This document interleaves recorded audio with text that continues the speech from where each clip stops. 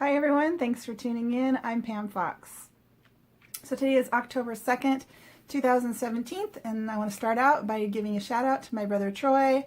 Happy birthday. I don't know that he watches my channel, but he, in a roundabout way, is the reason that I found plant-based nutrition.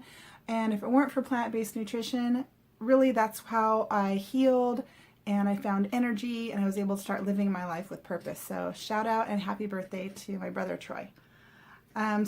Today is October 2nd, 2017, and last month I did the 30-day anti-social media challenge, and so I just want to talk briefly about that before we move on to this month's challenge. So last month the challenge was to set up some boundaries and guidelines for when and how often you use social media, and then to make an effort to do something social, something that's actually social, like face-to-face with the person. And so for me, I was talking to my health coach, and I was telling her how it's difficult for me to be spontaneous and proactive when it comes to my social life. And she asked me, well, if there was one person you'd really like to, reconnect with and do something with, who would it be? And an old friend came to mind that I hadn't seen in about 3 years. So I contacted her, and she and I actually got together for dinner, and we talked for hours. And I actually lost my voice, and we had a really lovely time. And we've actually made plans to meet again this month. So maybe it'll be an ongoing thing where we actually get together once a month and we can kind of rekindle that friendship, which would be really, really awesome. She's an amazing person, and I think she's really good for me because she's a really positive influence on my life. And I say that because she is a very positive person. She always puts a positive spin on everything. And for me, that's a really good thing. I try to do the same thing, but I am a natural pessimist. So for me, overcoming pessimism has been it takes effort. It's been something I've really had to work on. And while I really do feel that I'm, mostly a pretty positive person, I do have to work at it. I have this realism and this pessimism that constantly comes out of me. And so sometimes I have to check myself. And when I noticed when we were having, our dinner together that, that pessimism or that realism would come out, and she would,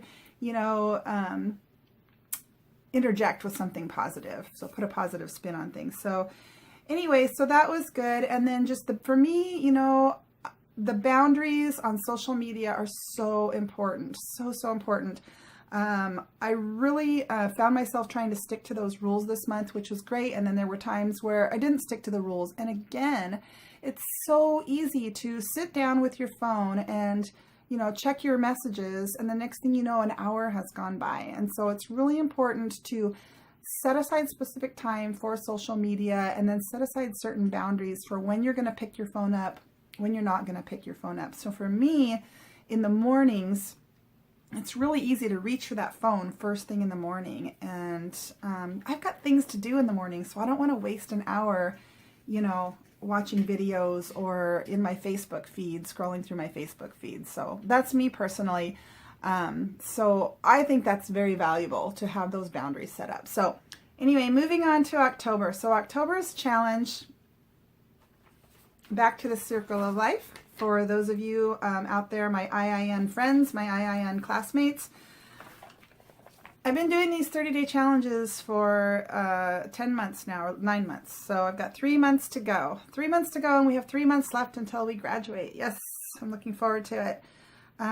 But here in the circle of life, again, this is just 12 different components of life broken down.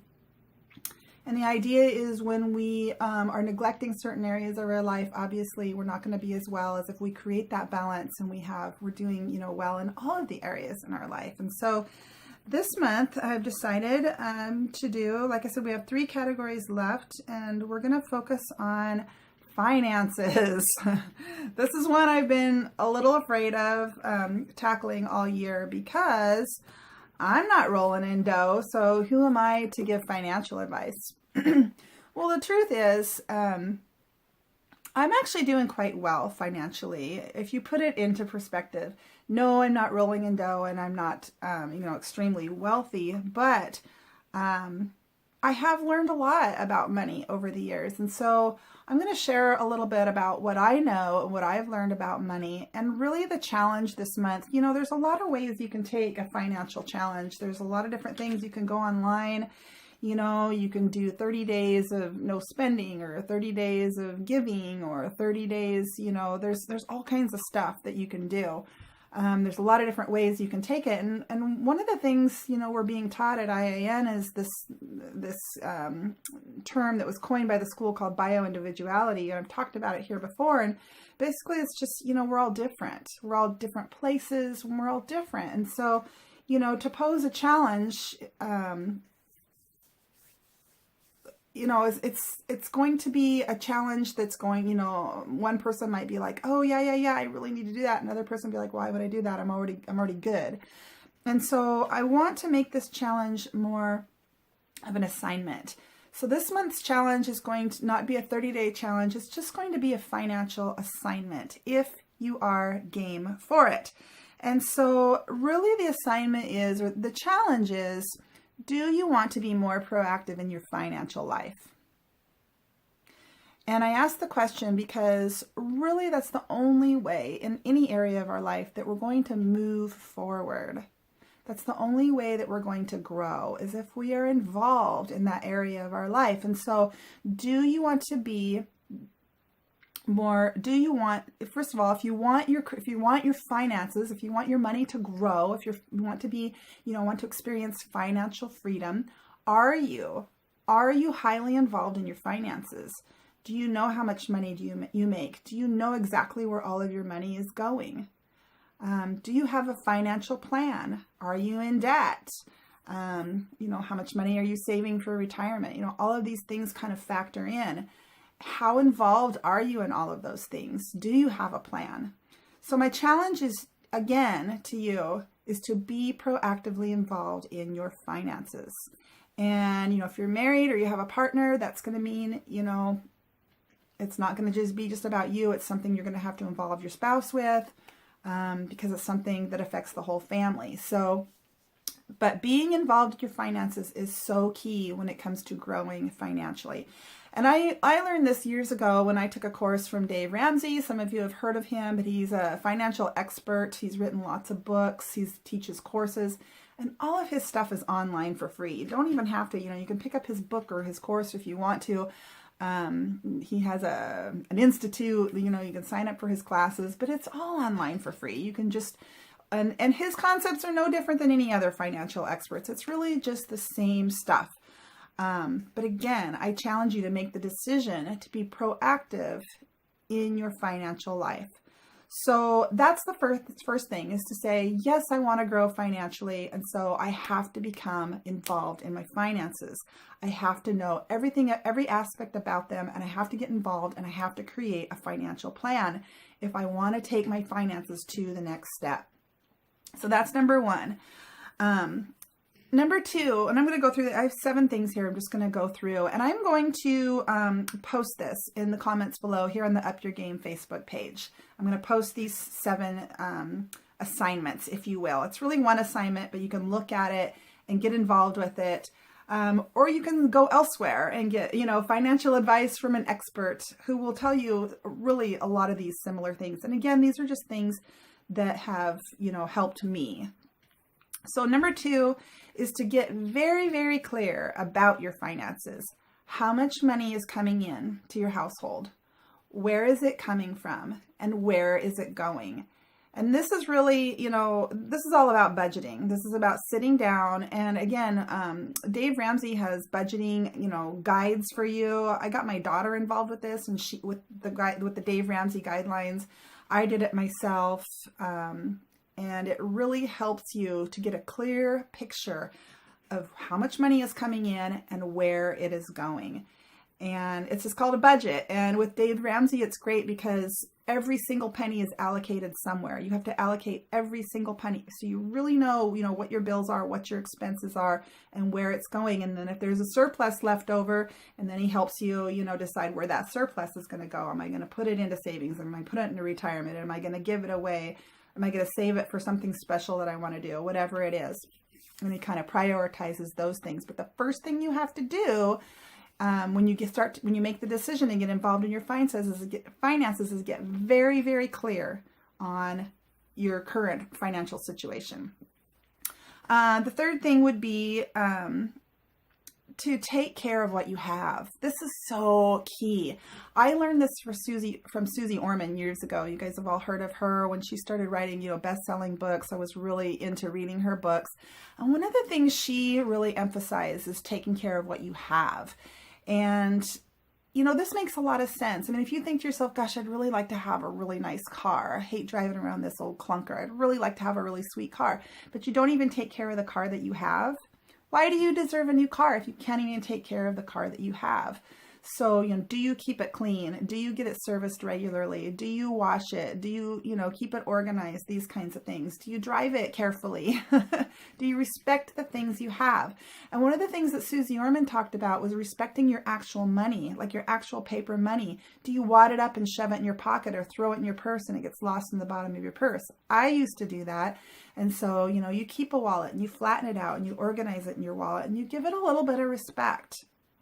Give it room to, be respected and to grow.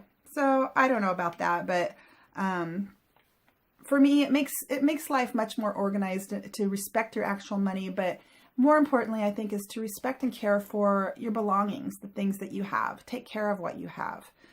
Number 4 is to get clear on your debt. So we got clear on our finances, what's coming in and where it's going. A mistake a lot of people make, and I've been there, and I've done that, is to not be clear on how much debt you have. And so if you're interested in getting out of debt, maybe you have a lot of debt, the first step you need to do in regards to your debt is to understand your debt. Get all your debt out, whether it's credit cards, student loans, mortgages, car payments, write it all down and get a clear understanding what those balances are, what those interest rates are, what those monthly payments are. This is the first step in putting together a plan to pay off your debt. And I did this, and if you are under a mountain of debt, I get it. It is such a stressful thing to have a desire to pay off your debt and feel like it's never going to happen. And there are a lot of experts out there that can help you with this, help you consolidate, all of your loans and pay them off one by one, or pay them off one by one. So don't be afraid to ask for help if you're really buried under a mountain of debt. But, you can do it on your own too. There's tons of advice on the internet on how to overcome your debt. It really starts with knowing your debt and then devising that plan. You start with one credit card and you pay that off. And then you have that little bit of extra money that you were paying on that credit card. And then you're going to add it to this credit card. Instead of spending it, you're going to add it to this credit card. And then you pay off that credit card and you take the money that you were paying on those 2 credit cards and you apply it to the third debt, and so on and so forth. And, if you have your plan, you can see it visually and see, okay, I'm going to pay off this credit card by this date. And then this credit card is going to be paid off by this date. And then, and so forth and so on until, your home could even be paid off by this date. What a wonderful feeling to be credit card, debt free, to have your home and your cars paid off. It's really an incredible thing. If you're wondering what it feels like, I can tell you from experience, it feels amazing to get out from under debt and to have everything paid off.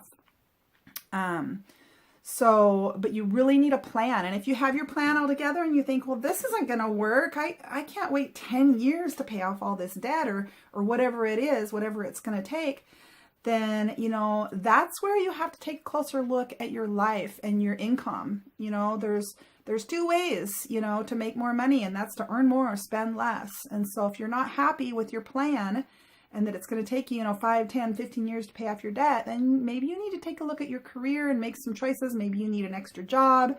Maybe you need to spend less somewhere. You have to take a look at those things. Okay, so number 5 is your savings and investments. So again, that's all part of this big picture, this financial symphony, your savings and your investments. So most experts recommend that you have an emergency fund. So you're saving away every month and putting it into an emergency fund. Some say it should be about 3 months of, income. Some say 6 months of income. But the idea is that if there's an emergency, maybe you get laid off, maybe you get injured, maybe somebody is sick in your family, you have to go take care of them. You've got that money set aside so you don't have to worry about it. It's there. It's there for an emergency. So putting money into savings for an emergency fund. Also putting money into savings for your retirement. And all experts agree that the number one thing you can do in terms of your retirement is start early. So if you're young, you are so lucky because you can start, and you might think, well, I don't have any money to put away into retirement. It doesn't matter if you can put $5, $10, $15, $20 a month away for retirement. It can be a small amount. Time is your friend. Time is your friend. You can put away $20 a month and start really, really young, or start putting away $1,000 a month when you're much older, and you will have more in your retirement fund than the person who is putting away $1,000 a month into their retirement, because time is your friend. So when it comes to saving for your retirement, if you can start early, do it. If it's too late for you and you're older, that's okay too.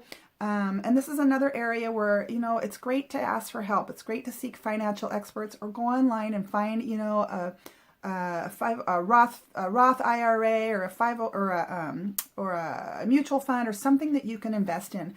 And my best advice is to invest this money online. Just invest once and have it automated. Have it automated.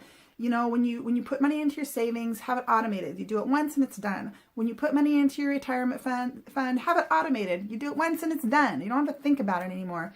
Which leads me to number 6, and that is giving, which also you can do. You can automate that. You're giving, you do it once and it's done. And when it comes to giving is hard for a lot of people. It's hard for me. It's one of those things where, I'm giving this money away when I could be spending it on myself, or putting it in savings, or investing in. I'm just going to give it away. That can be very difficult for people. But this is a question that I would pose to you. This is a question that I would ask of you to ask of yourself. Do you want to live in a world where people help one another? Or do you want to live in a world where everyone is, to himself, every man for himself? I want to live in a world where people help each other. If we lived in a perfect world where everybody helped everybody, nobody would be in need. Nobody would be in need. And so I think giving is very important. It's been, a powerful tool in my life. I think it's important to pick something that you are passionate about. So that way, when you're giving every month to, whether it's a charity or a church or whatever it is, you really feel good about that giving, because it's helping somebody that can really use it. So, and there's a lot of opportunities to give. There's tons of them out there. And again, you can go to the internet to get ideas for that as well. And that leads me to my final message. Number 7 is to define the beautiful life that you desire.